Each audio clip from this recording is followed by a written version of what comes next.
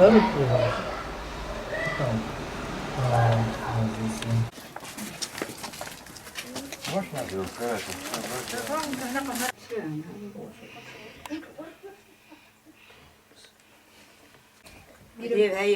Zeylo. Zahmet iş.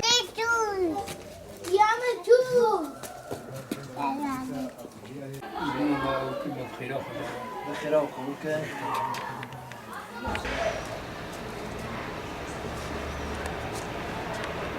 خذيت تشتي جوا قد يا وقضية ستاري تشتي قد يا وهي نقد ياجي مالا واو.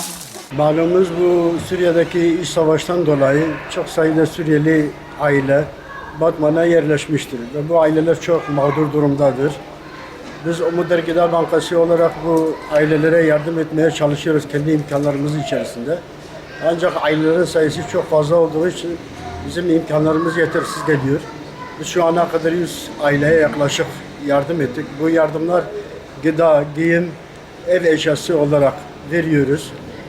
Yardım etmeye devam edeceğiz. Ancak imkanlarımız yetersizdir. Batmanlı halkın, Müslüman kardeşlerimizin de bu ailelere yardım etmelerini bekliyoruz. Davet ediyoruz. Eğer yardım etmek isteyen Müslümanlar varsa, hayırseverler varsa biz Umut Gıda Bankası olarak aracı olmaya hazırız. Elimizden geleni yapmaya hazırız. Umut Gıda Bankası'na başvurabilirler. Biz aracı olmaya hazırız, yardımcı olmaya hazırız.